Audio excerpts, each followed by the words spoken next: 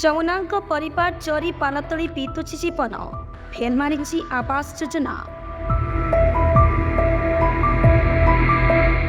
କନ୍ଧମାଳ ଜିଲ୍ଲା ପିରିଙ୍ଗା block Kelapada panchayat କେଳାପଡ଼ାର 2 number ୱାର୍ଡରେ ଦୀର୍ଘ ବର୍ଷରୁ ରହୁଛନ୍ତି ଯମୁନା ବିଷୋଇ ପରିବାର। ବର୍ଷ ହେଲାଣି ଏ ଅବସ୍ଥାରେ ଘର ଦ୍ୱାର ଭାଙ୍ଗିକି ଅଛି। ଗତ ଥର ଆପ୍ଲାଏ କରିବାକୁ ତହସିଲ ଅଫିସରୁ ଜରି ଖଣ୍ଡେ ପାଇଲି, ତେଣୁକରି ବହୁତ ଲେଖି ଦେଲୁଣୁ, ଆଉ ଘର ବି ଦିଆଯାଉନି କି କୌଣସି ନାହିଁ। ଆମର ଗରିବ ଅବସ୍ଥାରେ ପୁଅ ଝିଅ ପାଠ ପଢ଼ୁଛନ୍ତି, ପଇସା ପତ୍ର ଅଭାବ ହେତୁ ଘର ଦ୍ୱାର ଖଣ୍ଡେ କରିପାରୁନାହିଁ। ଆପଣ ଘର ଖଣ୍ଡେ ଦେଲେ ଚିରପ୍ରକୃତିରେ ରହିଯାଏ। ଚଳିଗଲା, ବର୍ଷା ଦିନରେ ଘରେ ପାଣି ପଶି ଯାଉଛି, ତେଣୁକରି ଆମେ ଆଉ କିଛି କରିପାରୁନି। ଜରି ଅବସ୍ଥାରେ ଜରି ଖଣ୍ଡେ ଟାଣିକରି ଘର ଭିତରେ ରହୁଛୁ। ଏବେ ବର୍ଷା ଦିନ ହେଲା, ଆଜ୍ଞା କେଉଁ ଅବସ୍ଥାରେ ଅଛୁ? ଆପଣ ଜରି ଖଣ୍ଡେ ଦେଲେ ବି ଏବେ ଘର ଖଣ୍ଡେ ଦେଲେ ସରକାର ଭଲ ହୁଅନ୍ତା ଆଜ୍ଞା। ପରିବାର କହିବା ମୁତାବକ ଗତ ଲଗାଣ ବର୍ଷାରେ ଘରକାନ୍ଥ ଭୁଶୁଡ଼ି ଯାଇଥିବାରୁ ସରକାରଙ୍କ ତରଫରୁ ଖଣ୍ଡି ଜରି ପାଲ ମିଳିଛି, କିନ୍ତୁ ଏଯାଏଁ ମିଳିପାରି ନାହିଁ ସରକାରଙ୍କ ତରଫରୁ ଆବାସ ଗୃହ।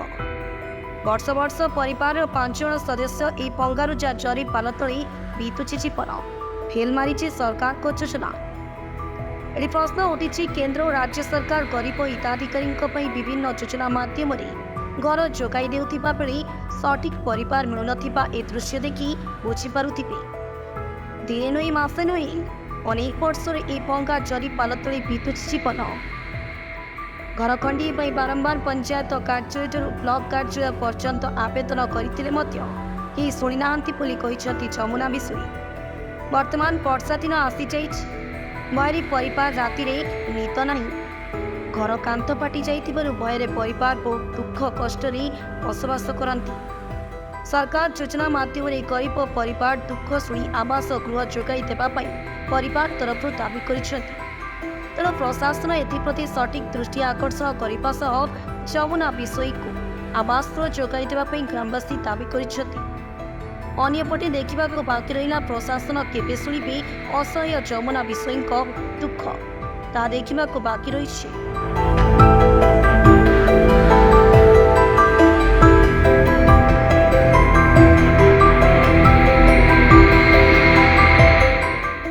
ବହୁତ ଦିନରୁ ଏଠେ ଇଏ କରିକି ଅଛୁ, ଜରି ପାଲ ଟାଣିକି, ତଥାପି ଘରେ ପାଣି ପଶି ଯାଉଛି। ତଥାପି ସରକାର ଆମର କଥା ଶୁଣୁନାହିଁ। ପଞ୍ଚାୟତକି ବି ଲେଖିକି ଦେଲୁଣି, ହେଲେ ମୋ କଥା ଶୁଣୁନାହାନ୍ତି କି ଆମର ଦୁଃଖ ଜାଣୁନାହାନ୍ତି। ଆଉ କେଉଁଠିକି ଲେଖିକି ଦେବୁ? ସେଥିପାଇଁ ମୁଁ ବାଧ୍ୟ ହେଉଛି।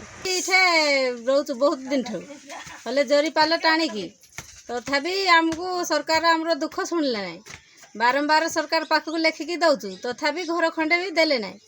ସେଥିପାଇଁ ଆମେ ଅଛୁ। ଆଉ ସରକାରକୁ ଦୁଃଖ ଜଣାଉଛୁ ବି, ଆମର ଦୁଃଖ ବି ଜାଣୁନାହାନ୍ତି। ତେଣୁକରି ମୁଁ ଯଦି ଆମକୁ ଘର ଖଣ୍ଡେ ଦେଲେ ଭଲ ହୁଅନ୍ତା। କନ୍ଧମାଳରୁ ବିବେକାନନ୍ଦ ପ୍ରଧାନଙ୍କ ରିପୋର୍ଟ, ନ୍ୟୁଜ୍ ଲକ୍ଷ୍ମୀ 7।